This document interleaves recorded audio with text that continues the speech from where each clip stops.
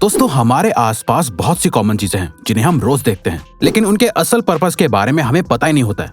जैसे cricket players की shirt पीठ पर ऐसे उठी हुई क्यों होती है, और आखिर गाड़ियों के शीशे पर ये हॉरिजॉन्टल लाइंस क्यों बनी हुई होती हैं, और तो और बड़ी बड़ी बिल्डिंग्स में कुछ फ्लोर्स को खाली क्यों छोड़ दिया जाता है। आइए जानते हैं। हर स्पोर्ट की अपनी एक पर्टिकुलर यूनिफॉर्म होती है, चाहे वो फुटबॉल हो या क्रिकेट। लेकिन आपने हर स्पोर्ट की यूनिफॉर्म में एक चीज कॉमन जरूर देखी होगी। सभी प्लेयर्स की टी शर्ट्स के पीछे उठी हुई सी ये चीज होती है। क्या आप जानते हैं कि ये उठी हुई चीज क्या होती है? असल में दोस्तों, ये एक जीपीएस डिवाइस होता है जो एक शॉर्ट शर्ट या वेस्ट जैसे कपड़ों में अटैच होता है। इसे जीपीएस वेस्ट कहते हैं। ये जीपीएस वेस्ट प्लेयर के footsteps, heartbeat, speed और एक्सेलरेशन को मेजर करता है। अब आप सोच रहे होंगे कि जीपीएस को तो हाथ में भी पहन सकते हैं, तो फिर इसे वेस्ट में क्यों फिट किया गया है? दरअसल इसे वेस्ट में फिट करने की दो वजह थी। पहली, वेस्ट में जीपीएस पॉड सही जगह पर अटैच हो जाता है, जिससे सैटेलाइट तक डेटा एक्यूरेटली पहुंच सके। दूसरी, बैक पर यह डिवाइस सबसे ज्यादा सिक्योर रहता है, जिससे इसके टूटने का डर नहीं रहता है। इसीलिए इस जीपीएस वेस्ट को टी शर्ट के अंदर पहना जाता है। आज के मॉडर्न जमाने में सभी को बड़ी बियर्ड यानी दाढ़ी रखने का शौक है, लेकिन क्या आपने कभी सोचा है कि कोई भी पायलट बियर्ड क्यों नहीं रखता है, या सभी पायलट क्लीन शेव्ड क्यों होते हैं? दरअसल दोस्तों, पायलट्स को हर तरह की ऊंचाई पर प्लेन उड़ाना पड़ता है। असल में फेडरल एविएशन एडमिनिस्ट्रेशन के फेडरल एविएशन रेगुलेशन पार्ट 91.211 के मुताबिक 12,500 फीट की ऊंचाई पर पहुंचने के बाद हर पायलट के पास ऑक्सीजन का होना मैंडेटरी है, जिसे वो किसी भी सिचुएशन में इस्तेमाल कर सके। जैसा कि आप देख सकते हैं कि एक ऑक्सीजन मास्क को कैसे पहना जाता है। तो दोस्तों, मास्क को सही तरह से पहनने के लिए फेस पर कोई एक्स्ट्रा लेयर नहीं होनी चाहिए। इसीलिए पायलट्स बियर्ड नहीं रखते हैं, ताकि उन्हें ऑक्सीजन मास्क पहनने में कोई परेशानी ना हो। और अगर फिर भी कोई बियर्ड रखना चाहता है तो वो सिर्फ बहुत छोटी बियर्ड रख सकते हैं। इसके अलावा दोस्तों, हमारी सोसाइटी में आज भी क्लीन शेव्ड इंसान को ऑनेस्ट और समझदार समझा जाता है, इसीलिए पायलट्स क्लीन शेव्ड होते हैं। इतना ही नहीं दोस्तों, इसके अलावा पायलट से जुड़ा एक और बहुत ही ज्यादा इंटरेस्टिंग फैक्ट है, जो कि है एक प्लेन के दोनों पायलट्स को अलग अलग खाना क्यों दिया जाता है। दोस्तों, पायलट्स को बहुत से रूल्स एंड रेगुलेशंस को फॉलो करना पड़ता है, जिसमें से सबसे अजीब रूल है पायलट्स को अलग अलग खाना देना। दरअसल एक प्लेन में दो पायलट्स होते हैं और दोनों ही पायलट्स को अलग अलग खाना दिया जाता है। अगर एक पायलट को बहुत टेस्टी खाना दिया जाता है तो दूसरे पायलट को सिंपल खाना दिया जाता है। लेकिन आखिर ये भेदभाव क्यों होता है? इसकी दो वजह होती है। पहली, अगर किसी एक डिश में जहर मिला हुआ हो तो उससे सिर्फ एक ही पायलट की डेथ होगी और प्लेन के पैसेंजर सेफ रहेंगे। दूसरी, अगर किसी पायलट को किसी पर्टिकुलर फूड से एलर्जी या पेट खराब हो जाता है तो इस तरह की सिचुएशन में दूसरा पायलट सिचुएशन को हैंडल कर सकता है। वैसे तो प्लेन ऑटो पायलट मोड पर उड़ सकता है, लेकिन सेफ्टी रिक्वायरमेंट्स को तो एक इंसान ही फुलफिल कर सकता है। इसके अलावा रूल्स के मुताबिक कॉकपिट पर एक से ज्यादा पायलट होना ही चाहिए, क्योंकि लोगों की जान दांव पे जो होती है। आपने अक्सर गाड़ियों के पीछे वाले शीशे पर ये लाइंस देखी होंगी। क्या आप जानते हैं कि ये लाइंस क्या होती हैं और क्यों होती हैं? आपका जवाब यही होगा कि ये लाइंस डिजाइन के लिए बनी हुई होती हैं, लेकिन ये सच नहीं है। असल में इन लाइंस का कार को साफ रखने में बहुत बड़ा रोल होता है। इन लाइंस को डीफॉगर्स, डिमिस्टर और डीफ्रॉस्टर लाइन कहा जाता है। और ये सिर्फ लाइंस नहीं होती हैं, बल्कि ये मेटल की वायर्स होती हैं। ये एक तरह का सिस्टम होता है जो गाड़ियों के ऊपर फॉग, ओस और धुंध जमने से रोकता है। ये सिस्टम शीशे पर जमे फॉग को गर्म करके वेपराइज कर देता है। इस सिस्टम को ऑन करने के लिए डैशबोर्ड के पास बटन होता है, जिसे प्रेस करते ही सिस्टम ऑन हो जाता है और मिनट्स में शीशे क्लीन हो जाते हैं।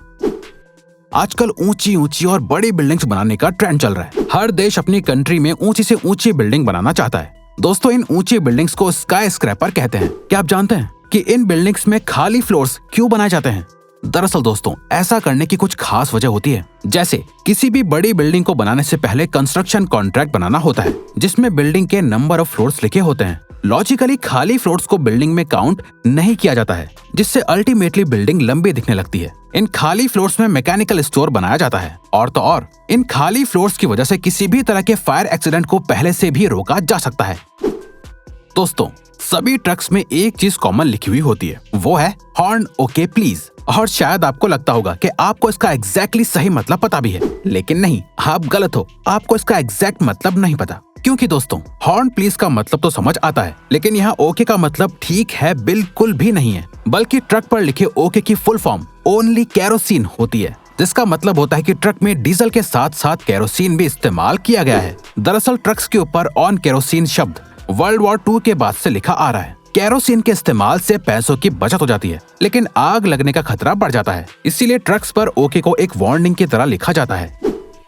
दोस्तों, इंडिया में तो ऑलमोस्ट 100% लोगों को क्रिकेट बहुत अच्छा लगता है, तो आपको भी क्रिकेट बहुत पसंद होगा।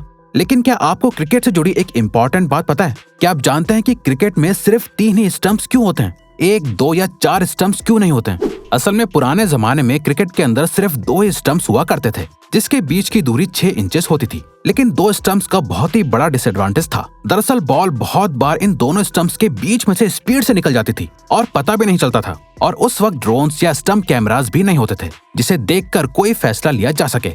यही वजह है कि क्रिकेट में 2 की जगह 3 स्टंप्स का इस्तेमाल किया जाता है। 4 स्टंप्स का इस्तेमाल लॉजिकली बैटिंग करने वाले के साथ गलत होगा, क्योंकि 4 स्टंप्स के केस में बॉलर आसानी से बैट्समैन को आउट कर सकता है। इसीलिए 2 या 4 की जगह 3 स्टंप्स का इस्तेमाल किया जाता है।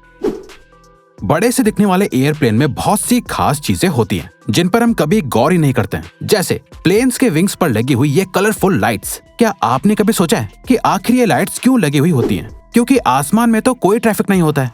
लेकिन दोस्तों, आपको जानकर हैरानी होगी कि असल में ये नेविगेशन लाइट होती हैं। आसमान में भी ट्रैफिक होता है, क्योंकि एक साथ एक ही रूट पर अलग अलग प्लेन्स उड़ते हैं। इसलिए साथ उड़ने वाले प्लेन को वार्न और अवेयर करने में ये लाइट्स हेल्पफुल होती हैं। ये लाइट्स हमेशा ऑन रहती हैं। रेड लाइट हमेशा लेफ्ट विंग पर होती हैं और ग्रीन लाइट हमेशा राइट विंग पर होती हैं। इसके अलावा आजकल प्लेन्स के टेल पर एक व्हाइट लाइट भी लगी हुई होती है।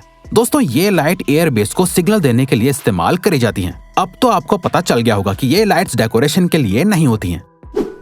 क्या आपने कभी सोचा है कि घड़ी हमेशा लेफ्ट से राइट की ओर यानी क्लॉकवाइज ही क्यों घूमती है? इसका जवाब पुराने जमाने की सबसे ओल्ड घड़ी में छुपा हुआ है, यानी सन डायल घड़ी में। पुराने जमाने में सूरज की किरणों से टाइम को देखा जाता था। इस सन डायल पर जिस डायरेक्शन में सूरज की किरणें मुड़ती रहती थी, उसी डायरेक्शन में इस सन डायल की सुई घूमती थी।